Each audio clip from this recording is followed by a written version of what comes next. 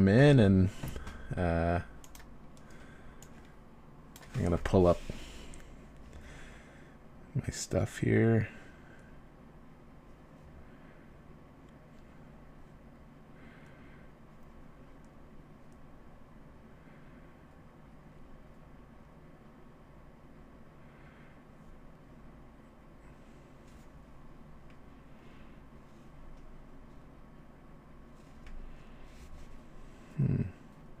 Oh, there we go. All right, so I guess we'll start with you introducing who you are and what you do. Well, hey, Ligon, it's a pleasure to join you today. I'm Mike Schreiner. I'm the MPP for Guelph and the leader of the Ontario Green Party. And I love to talk to anyone who calls themselves small town because I grew up in a small town of about 1,200 people on a farm that was about 2 kilometers south of that town and so I love talking to folks who love small towns, even though I live in Guelph now. Oh, okay, yeah, I grew up. I grew up in near Brockville, Ontario, and Nice. my grandmother had a goat farm, so I grew up working on the farm as well too. I'm in a town of about 100 now. Well, a village, I guess you would say. So it's Right, quite right. Yeah, small. no, well, Yeah, Guelph's 140,000 now, so yeah, that's pretty big. it not a small town, but it has a Yeah, small town vibe to it. And I think part of it is just we're a pretty connected community here, and most of the major farm organizations have their headquarters here, so there's still a pretty strong connection to rural communities. And my parents' farm, we raised cattle and also grain cash crops. okay, right on. Yeah, yeah, that's pretty typical. The cash crop kind of cattle combination. The goat farm thing is pretty unusual for Ontario. But yeah, Yeah, it for was a sure. dairy goat farm. So I grew up learning how to milk goats and muck the stalls and all that stuff. So I guess we can get right into it. So I was just wondering.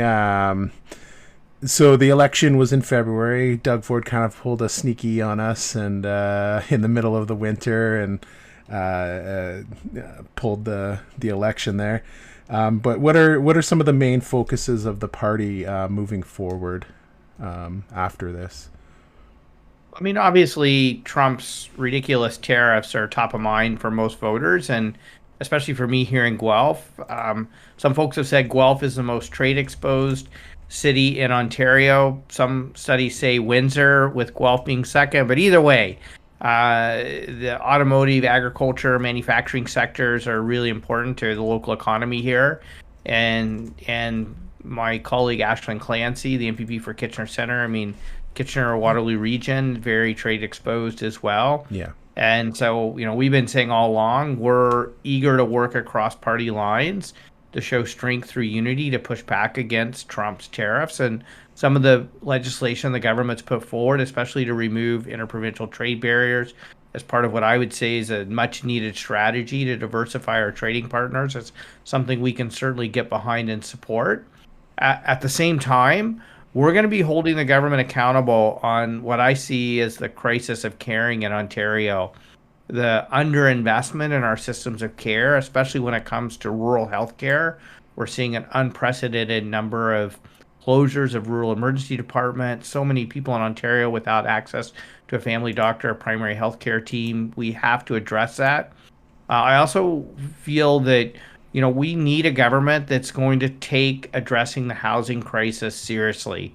The Ford government keeps saying no to bills I'm putting forward to remove the red tape, to build homes that people can afford in the communities they know and love, without paving over the places they love, our farmland, our wetlands, our forests. We're going to be pushing hard to say, we need the government to reverse the $1,500 per student cut to education. And so while we're eager to work with the government on strengthening Ontario's economy, pushing back against the Ford government, we're also going to hold this government accountable to make sure that it takes the necessary steps to address the housing crisis, to strengthen healthcare, and to reverse the cuts in our education system, both at the K to 12 level and also post-secondary education, because that's really important for our economy as well, and ensuring that our people in our community are trained and are ready to be the kind of productive workers we need to strengthen our economy and diversify our trade partners. Yeah, and so that was kind of my next question was going to be related to healthcare. And, Doug Ford, it seems as though Doug Ford and the Conservatives are trying to privatize healthcare in Ontario. And it was that question was going to be centered around like what can be done to push back against the privatization of both education and healthcare in Ontario. I'd say as Ontarians, we just need to say that we don't want American style healthcare. And the Yeah. farm I grew up on was actually in the States. So, I've lived most of my life in Canada now, but I grew up in the States. And, I see people who I grew up with who are, having GoFundMe campaigns to pay for their healthcare. And I don't want that in Ontario. I don't want that in Canada. And we've seen other provinces like BC and Quebec, for example, who started going down more privatization in healthcare, and they've walked that back a bit because you end up paying more for less care. And so I would say the Ford government, like, let's invest in our public healthcare system. Ontario has the lowest per capita funding for healthcare of any province in the country. So even if we just got up to the Canadian average for healthcare spending, that would provide the resources we need to ensure that our emergency departments, especially in rural communities, are not being shut down, to ensure that everyone in Ontario has access to a family doctor, a nurse practitioner, primary healthcare provider, to ensure that people who want to be cared for at home, especially elders who want to age at home, have access to community care and home care, to ensure that our long-term care spaces provide the kind of care and home environment that our seniors deserve, and to ensure that we have access to mental health and addictions care. 26,000 people, young people, children in Ontario are on a wait list to access mental health care services. Sometimes that can be as long as 2 years. And I think that's unacceptable in a province as wealthy as Ontario. And, let's make the investments to ensure that we have a strong healthcare system. And on the education side of things, we have children with special needs not receiving the care they need and actually being sent home from school. And some of that is because the Ford government has cut per student funding by $1,500 since they were elected in 2018. Yeah. And I think our children deserve a high quality education. It'll make them better citizens, and it'll also make them better workers moving forward. And then finally, our post secondary education system, much like our healthcare system, is the lowest funded in the entire country. And that's going to have real negative implications for our economy, because one of the things that makes Canada so competitive on the global stage when it comes to our economy is our highly trained workforce. And that's because our colleges and universities in Ontario are world class. We don't want to lose that. And in addition to, providing world class education, our universities in particular provide world class research. And a lot of that research gets turned into innovative products that strengthen Ontario's economy. We don't want to lose that either. And so, I've been saying to business groups in particular that we need you to speak out, that a healthy workforce with a strong public healthcare system and a highly educated workforce with a good public education and post-secondary system, that strengthens Ontario's economy. That will help tariff-proof our economy from Trump's tariffs, and it'll help us attract investment in Ontario's economy to provide increased productivity and prosperity that we can then reinvest in, ensuring that we build homes people can afford, ensuring that our public services like healthcare and education are properly funded. And so the two go hand in hand, and we can't let the Ford government forget that. Yeah, no, for sure. And if anybody's curious about checking out any of these figures, the FAO, or the Financial Accountability Office of Ontario, they do reports on the government spending, and you can see it right in there. It tells you $21 billion short in healthcare, $2 billion short in education, and it breaks that down. So the information is out there. To back up all of these. You mentioned Ashlyn earlier. I actually spoke with her at the OPSU convention last week. She was there, so I did a little great. A short little talk with her as well too. So another so the next question I was going to ask was, what do you feel some of the main challenges that we're facing environmentally as a province? Because you are the Green Party after all, so. Yeah, 100%. So Yeah. I think there are three key issues around the environment. So the first is we're losing 319 acres of farmland each and every day in Ontario. And that's completely unsustainable when only 5% of Ontario's land mass is suitable for growing food, and 0.5%, so less than 1%, is prime farmland. We have to protect that land because we need to protect our food security, our food sovereignty. We also need to protect our $50 billion food and farming economy that employs 875,000 people in the province of Ontario. 1 in 9 jobs in Ontario is related to the food and farming sector. So we can't continue to pave over that land, especially when it takes, 500 years or so to naturally build an inch of topsoil. So once you pave it over, you've lost it, forever. And we simply can't continue to lose it at the rate that we are in Ontario. And also that farmland plays not only an important role in feeding us and contributing to our economy, but also protecting us from climate-fueled extreme weather events, particularly flooding. And so that's a top priority for us. I proposed a food belt during the provincial election, and I'm working on legislation that I'm hoping to introduce sometime in the near future about how we can move to creating a food belt to protect farmland in Ontario.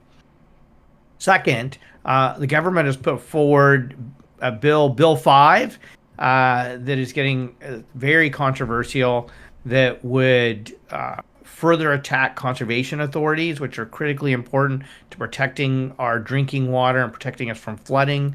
They're proposing removing the environmental assessment process for things like garbage dumps. My gosh, what could go wrong with that? Like not having a garbage dump go through an environmental assessment. Same with mining projects, which I'm all for. Doing more critical mineral minings in Ontario to create a mining to manufacturing electric vehicle sector, and to have investment dollars into, building renewable energy like wind turbines and solar panels that rely on critical minerals. But my gosh, we need to do it in a way that is environmentally responsible. And most concerning, the bill repeals the Endangered Species Act, like completely gets rid of it, which is like, open season on endangered species. And it creates something they're calling special economic zones that will have no rules for hand-picked corporations that the cabinet says, hey, you know what? You can go here. We're not going to apply like worker health and safety standards or environmental standards or the duty to consult with First Nations. To me, this is outrageous. They're all doing it. The government's saying, oh, we need to do this to help push back against Trump's tariffs. And my response to that has been, you know what? You don't fight Trump by like implementing legislation that's Trump-like. Just unprecedented and extraordinary powers being granted to cabinet. The BC government tried doing something like this last month in March, and there was big public pushback. And to the government's credit, they backtracked on it. So, I'm asking the premier, I asked him directly in question period yesterday to just shelve this Bill 5 and work with the opposition parties and First Nations to come up with legislation that would enable us to speed up approvals for important economic projects like mining and others, but to do it in a way that protects the environment, builds responsibly, protects labor standards, and ensure that that Ontario meets its duty to consult with First Nations.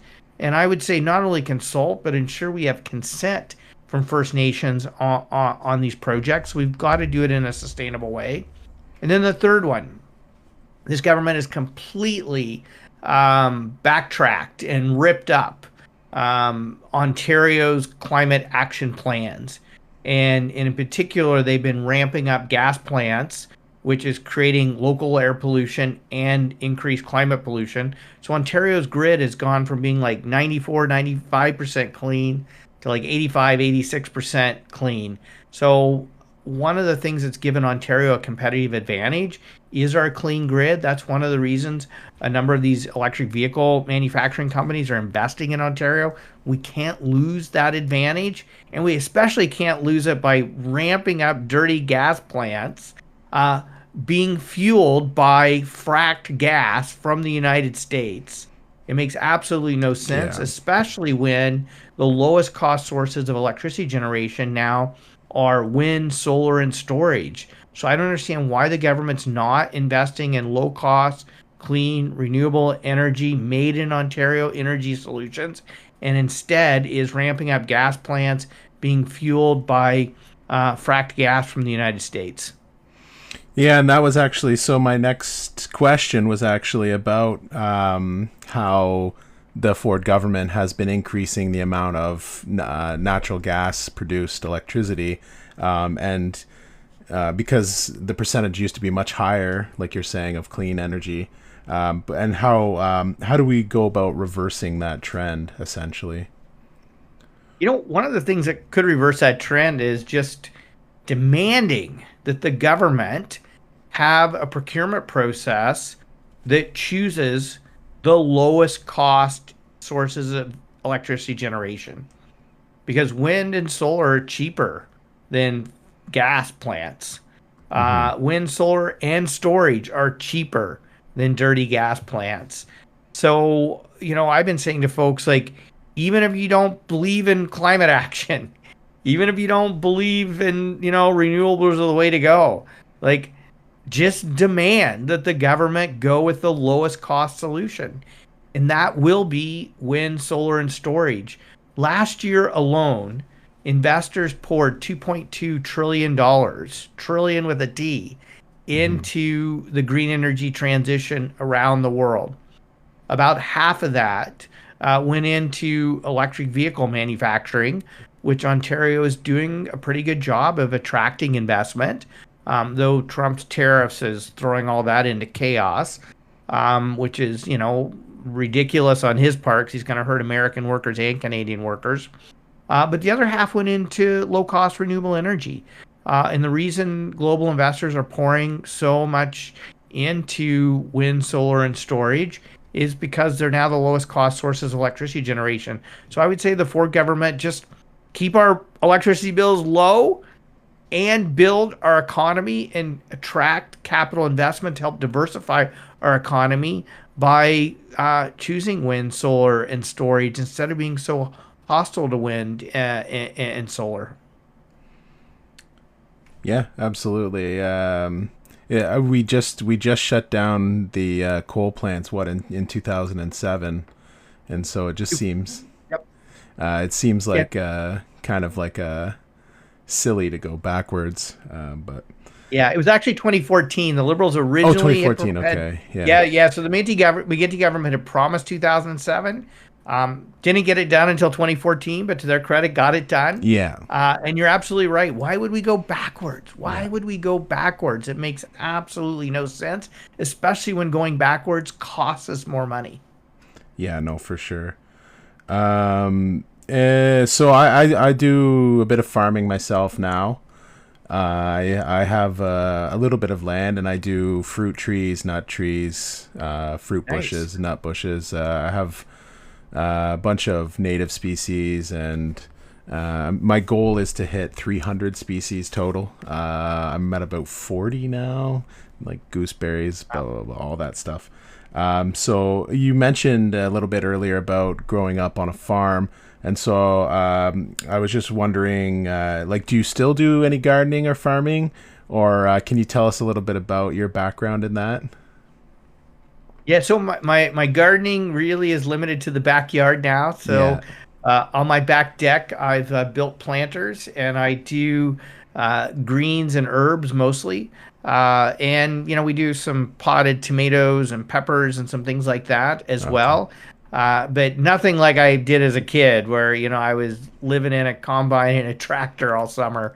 Tractor in the spring and early summer and combine in the late summer and fall for harvesting. But but that being said, when I first moved to Canada in the mid 1990s, I started one of Ontario's first local organic food companies right here in Guelph that delivered local organic food to people's homes and to businesses in mostly the GTA and Guelph.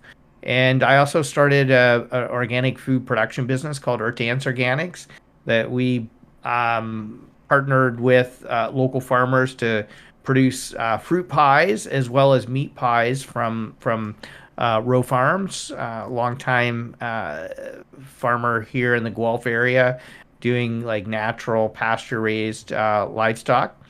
And then I also started a nonprofit organization with a good friend of mine, Lori Stahlbrand, called Local Food Plus, that was all about getting local sustainable food into universities, schools, public facilities like long-term care homes and things like that. So local, a lot of people used to refer to me as a local food dude, and I sort of took that as a badge of honor back before local food was cool. And now I think it's just awesome to see the strength of the local food movement that's been growing over the last decade or so, but now is really strengthened as we as Ontarians, Canadians push back against these ridiculous Trump tariffs. And I think it's just fantastic to see people choosing local, whether food or other products, and supporting local farmers, local food producers, local manufacturers, local businesses. I've always been a big believer as a small business entrepreneur and a local food person that just keeping money in our local economy benefits all of us because it has a multiplier effect to create jobs and support prosperity. And like I always say, when you buy local, you're also supporting your local kids hockey team or soccer team or dance group, or the local the local economic development organization, or what have you. And so if somebody who's been a big supporter of local economies for a long time, I'm really excited to see Canadians really embracing that right now. Yeah, that's kind of my sort of goal at this point is to partner with other local farmers, organic producers, and to get those products out to market, make it easier for people and even home gardeners to do so. So that's exciting to hear, actually. And so, what is your position on cooperatives, or how do you feel about cooperatives specific? I mean, Yeah, no, I'm thinking more like food, but like in general as well. yeah, I'm a big fan of co-ops. I've helped start some food co-ops and been active in some food co-ops. And one of the things I love is like there can be food co-ops of all sizes. Like Gay Lee, which is a large conventional dairy, is a cooperative farmer-owned, with major facility right here in Guelph. And so, but I've also been a part of like smaller co-ops like that have like one little retail store and maybe a farmer's market connected to them. My wife and I have always been, since we moved to Canada in the 90s, like we've always done our banking with credit unions, which is another form of co-op, a cooperative financial institution. I'm a big supporter of co-op housing as a way to help address Ontario's housing crisis. And one of the things I love about co-ops is they're about how do we invest in our community? How do we support local economy, local job creation, and do it in a way that's democratic? My business partner with the business I started, he started as a worker-owned co-op, and I had my little co-op farm-based local food business, and we combine the two to grow that into a food distribution business for local farmers. And so I'm a huge fan of co-ops. And I want to take a moment on housing co-ops in particular. Yep. 93% of the deeply affordable homes built in the province of Ontario were built before 1995. And that's when the provincial and federal government stopped supporting government assisted financing of nonprofit co op and supportive housing. And I think we have to have both the province and the federal government get back to the table and providing funding support for cooperative housing and nonprofit housing so we can build deeply affordable homes again. We used to have about 20,000 housing starts in Canada were nonprofits or co-ops. And when I visit co-ops here in Guelph, I'm just so impressed with not only are they providing homes that people can afford, they're also building community and civic engagement. And so I think it's just vitally important to solving the housing crisis that we get back into building co-op housing again. Yeah, that's we actually talk about that quite a bit on this live stream. Is like that's how we make things affordable. Is go back to cooperative housing. 1995. I didn't know it was that late. I figured it might have been a little bit earlier, but I know that it was Mike Harris, I believe, that started pushing off the responsibility of housing to the cities, the municipalities, instead of the province itself. Yeah, it was a big effect. The federal government, so it would have been the Chrétien government, cut funding for their housing programs. And then the Harris government provincially responded and cut programs for co-op and nonprofit housing. And then the Harris government went even further than that and downloaded shelter and housing costs onto municipalities. So one of the things I've been advocating for is as part of a new deal for municipalities to take pressure off of like property taxes is for the province to upload those costs and to come back to the table with funding for co-op housing so we can start building deeply affordable homes in Ontario again. Like, for example, there is no city in Ontario of any size that a full-time minimum wage worker can afford average monthly rent. The only places where you find housing like that is in co-ops. Yeah. Yeah, no, that's great. I've kind of run out of questions I was going to ask. Is there anything that you wanted to speak on that we haven't spoke about so far? Yeah, hey Logan, you know what? You've covered a lot of the big issues I'm working on. Affordability, especially when it comes to housing, investing in our systems of care, protecting the places we love, and acting on climate.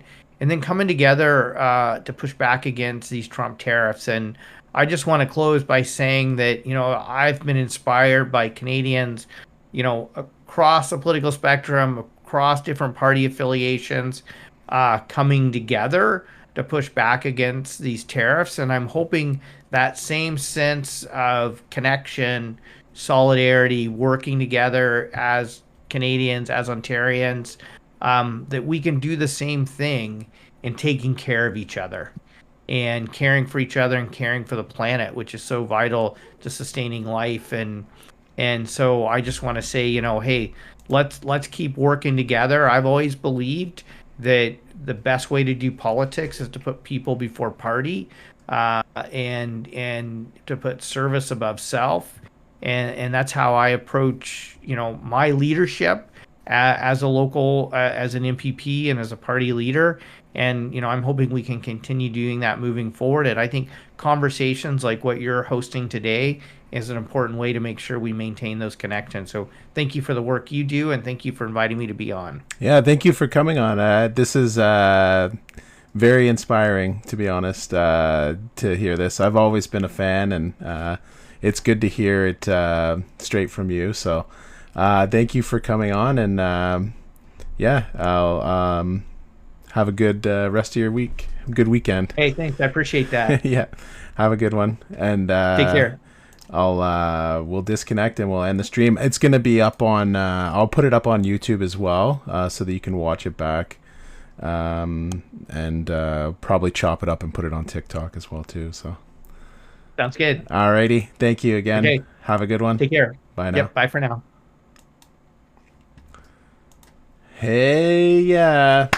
All right, that's it. I just wanted to share that with everybody. My talk with Mike Schreiner, leader of the Ontario Green Party. Lots of inspiring words there, things to think about.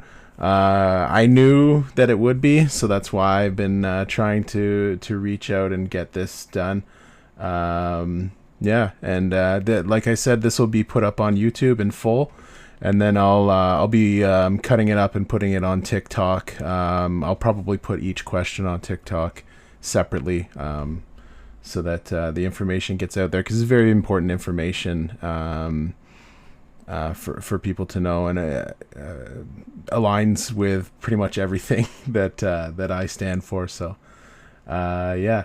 And yes, I will try to get Mike back if I can. And yeah. All right, everybody. Thank you. This was a short one, but I'll probably see y'all tonight when I go for my regular time on here. And later for now. See you.